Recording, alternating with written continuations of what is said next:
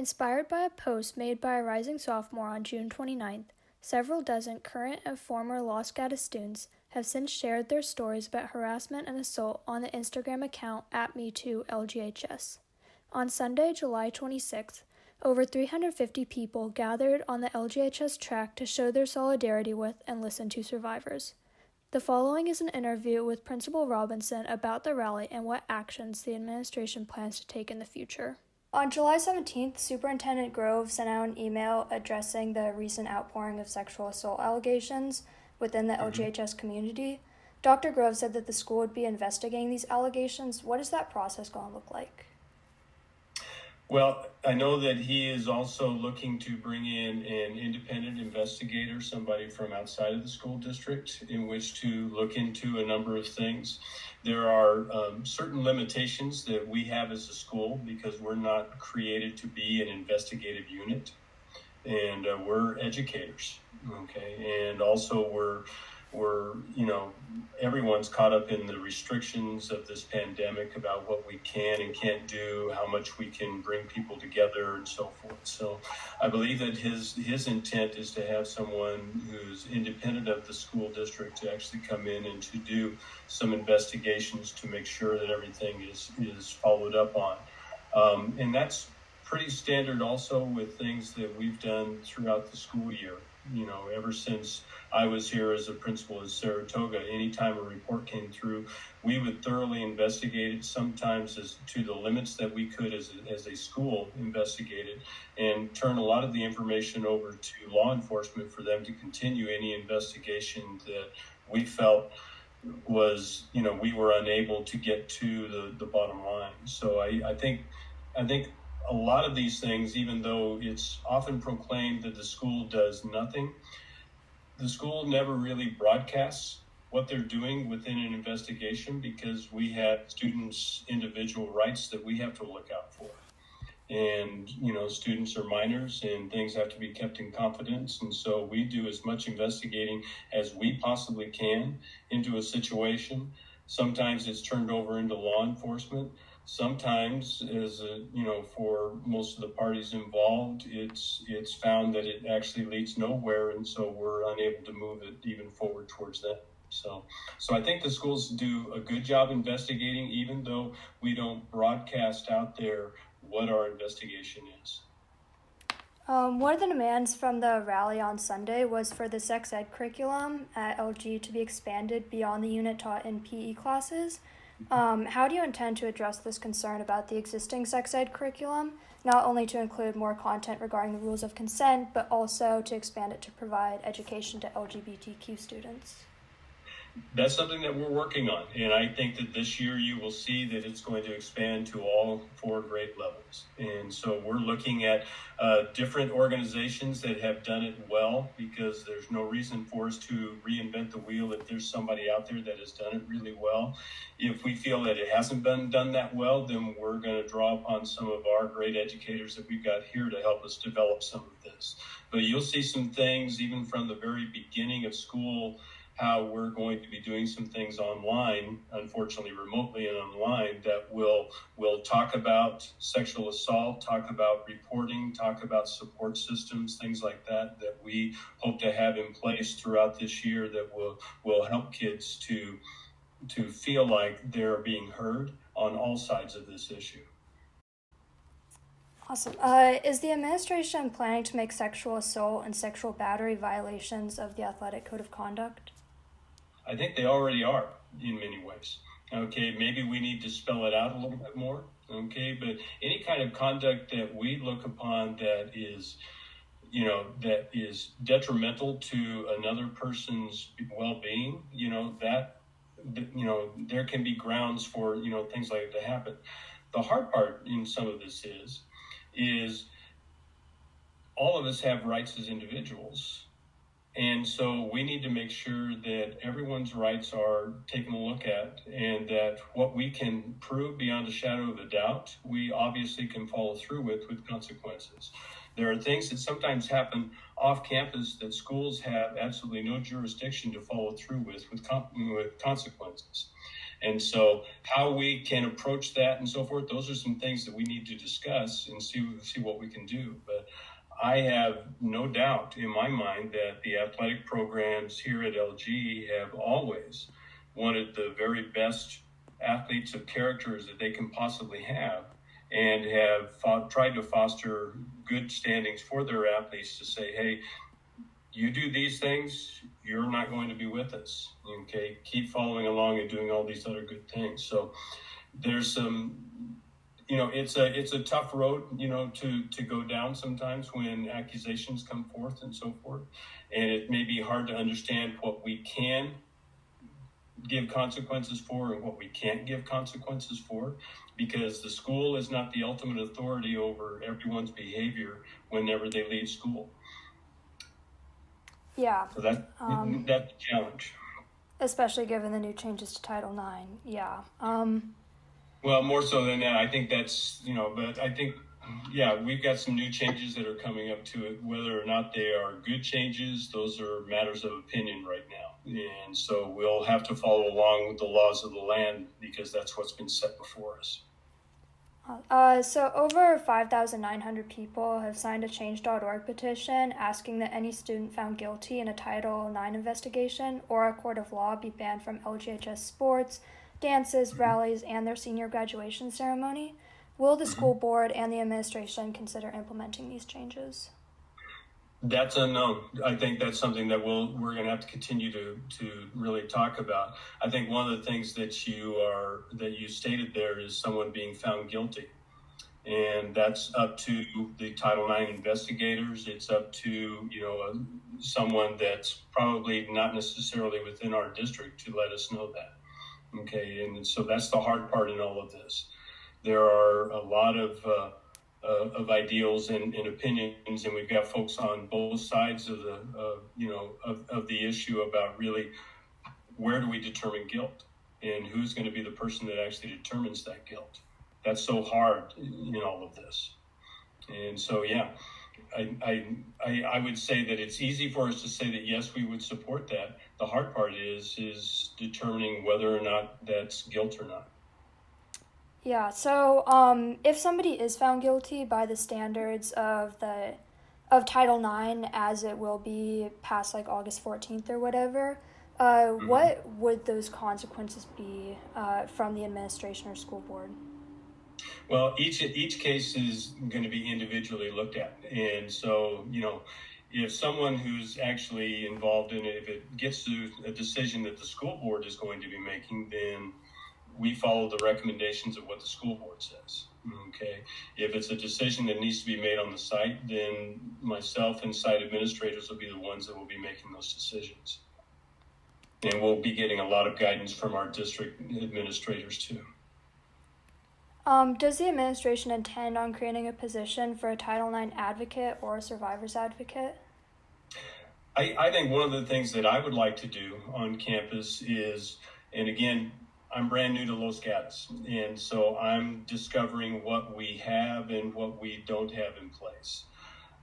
I know that in some of the previous schools that I have been at, both Saratoga and a lot of the schools that I worked at in Southern California, probably the strongest entity for any student on campus was our peer counseling and peer guidance, groups that we would put together. I was at a school in San Diego that had about 3,000 students. We had 150 peer counselors that were trained on what to do and how to be a support system for students on campus for any kind of support, whether it was academic, social, emotional, even to the point of, real well-being and health. They were trained not so much to be the experts, but to be kind of that guide that helps students work through it and navigate through it so that they can then get the help that they need. And they were very, very instrumental in working with students, whether they guided them to a counselor or to an administrator or to our school resource officer.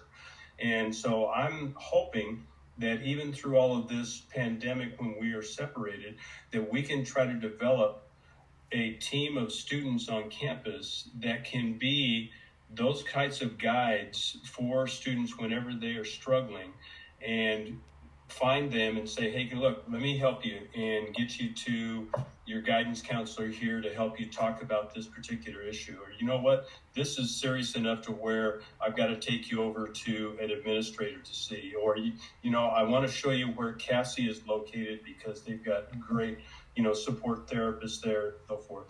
And even if we do that virtually, I think that that's a way that we can even stay even more connected. So I'm really hopeful that we can develop that strong student body, student run, student guided, support system on campus that reaches into areas that we adults aren't allowed to get into. And, maybe walking alongside the students a little bit easier that way, because we adults want to, but I also know students don't necessarily want us in there, and that's okay. Okay, that's their right, and that's where their world should be. But to have other students that can get in there and allowed to get in there to help students out and to make sure that they're okay, I think that's really important. So when you say peer-to-peer group, there are several peer-to-peer groups on campus at LGHS, stuff like Pause, stuff like Reality Right. Check. Are you thinking something along the creation of another group like that with like an adult advisor and then a group of students that would spearhead and sort of run this advocacy type thing? Well, and it very well may that one of those groups is already there and available, and maybe we just need to expand what their outreach is. Okay, that's some of the things that I have to learn about being brand new here, about the groups that are on campus that maybe we can expand and grow to be an even stronger unit that that can be even more influential on campus. Because one of the things that I heard a little bit at the rally was that there needs to be that platform or that place on campus where students feel like they can talk about a very serious issue. Okay, and I know we've got Cassie, I know we've got great guidance counselors and so forth. If there's a place that's missing, then maybe we need to either grow something new or expand something that's already there that fits into that place a little bit better, that allows those students to have that platform. Exactly what that is, I hope to be working with students more and more to find out what the needs are and what we can fill that gap with.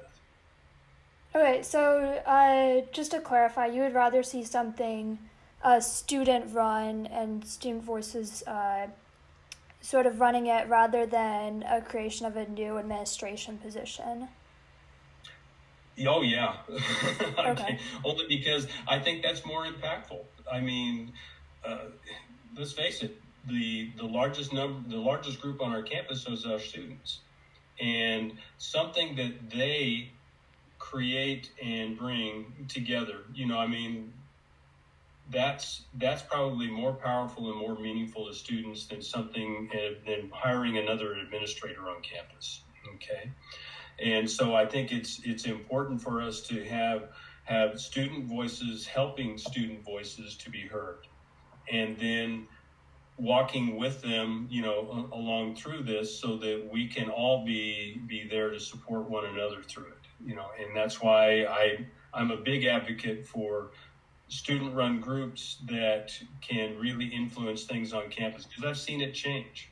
I've seen, when at a school that I had in Southern California that was riddled with gang violence, we started a student group on campus and spent months going through training together and everything, and students really reached out. And when other high schools around during a May Day, protests were going on, were surrounded by police cars and so forth, ours was peaceful.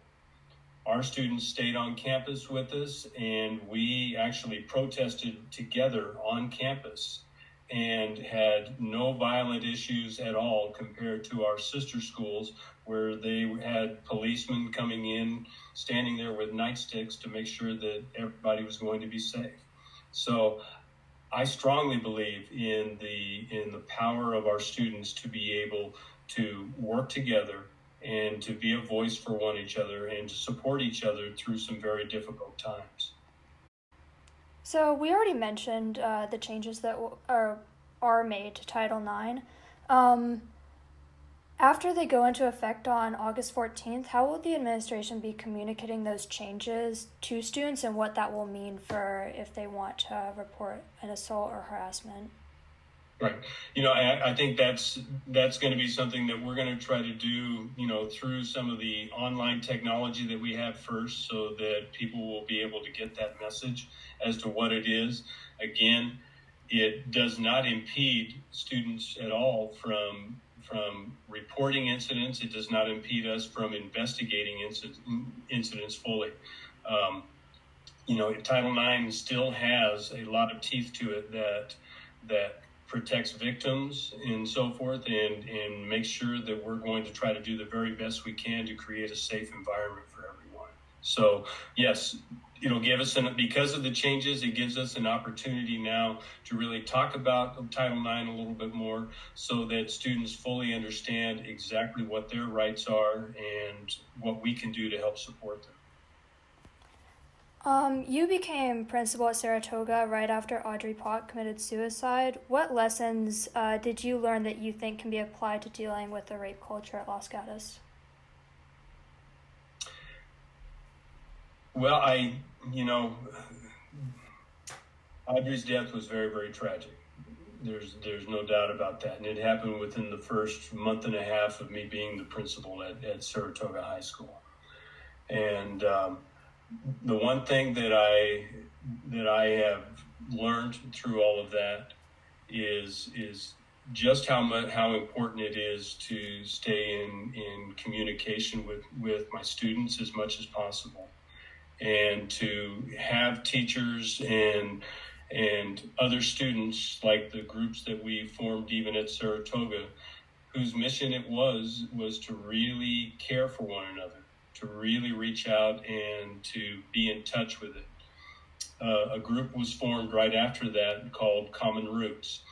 And again, we took them through peer counselor type of training and so forth on what to look for in students, some of the warning signs when student behavior was looking like, this person is really in crisis and needs to, have some help. And they worked very closely with our CASI counselors. They worked closely with our guidance counselors. They worked closely with me in administration, and helping to identify students that maybe, it wasn't rare that I would call a student in just to sit in my office and say, hey, how are you doing? Give me an idea about where you're at and what can I do to help you? It's all confidential in here. It's just you and me sitting down, just two people talking about it. And what can I do to show you that I really do care about you and what you're going to be doing at our school this year? And that really helped a lot. That helped us a lot to come together as a school and to start really looking out for one another. I think one of the things that sometimes happens when you're in a large comprehensive high school, like our high schools are here in California, is that it's very easy for you to feel that you're all alone. And that's not what we want at all. No matter how big we get, we still want you to know that you can be connected to somebody or some group or something on campus, just to show just how special you are and to make sure that you're going to be taken care of. And so the more we reach out, because there's still a number of students that don't necessarily feel connected to school. So we've got to continue to fight that isolation and find those students and make sure we know that they're connected to school somehow. So yeah, that's one of the things that I learned from that. You brought up a term, though, the rape culture at Los Gatos. And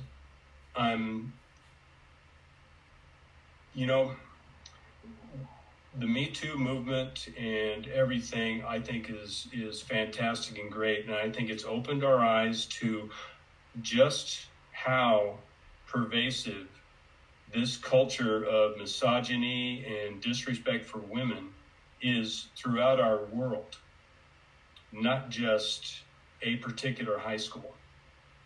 That things that happen sometimes at high school are a reflection of things that are going on out there in the world. Society doesn't stop at the school gates. It impedes on our school all the time. And so we've got a problem in our society that we've got to take care of. And there have been two big issues over the last decade that have been brought to the forefront that are extremely challenging, that are centuries old, that we need to really make sure that they are foremost on our minds for what we want to do to make this world better. And that is how we respect each other more, and especially respect those that have been marginalized. And women have been objectified and marginalized for centuries, and it's just flat wrong. And the same thing for people of color. Okay, we need to make sure that we are no longer marginalizing them and doing the things that we just thought were what is our culture to do. We've got to make sure that we are stopping things that are making anyone feel uncomfortable and disenfranchised at our school. And the more we do that within our school and within the community we live in and the society and the nation that we live in and the world that we live in, the better things are going to be. But these are century-old problems. So I'm going to tell you first off that I don't necessarily believe that there's a rape culture at Los Gatos High School. I think that there is a problem in our society, our worldwide society, that we need to address that does impede us here at our school from time to time and impact our school here from time to time, that we need to make sure that we open our eyes to. And that's exactly what we're hoping to do. How would you characterize the culture that at Los Gatos? I know you haven't been here that long, but either just your experience in Saratoga. What's past is past. I'm not wearing red and blue anymore. Okay, so, but Los Gatos High School is a great high school. You don't know how many people would leave where they are right now and want to be right here with every person here on this high school. Okay, but Los Gatos High School is not perfect. Okay, it's got issues that it's got to work on. It's got challenges in front of it that it's got to make better. And that's okay. We all have issues that we've got to make better in our lives. Every school is not a perfect school. Okay, if it was, the moment that I showed up, it became imperfect because I'm not perfect. Okay, I'm going to make plenty of mistakes in my lifetime.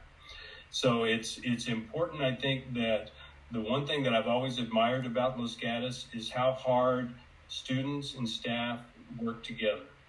And that's what we want to continue to do. The biggest challenge we have right now is because we're not going to physically be together. So we've got to try to be virtually together as much as we possibly can.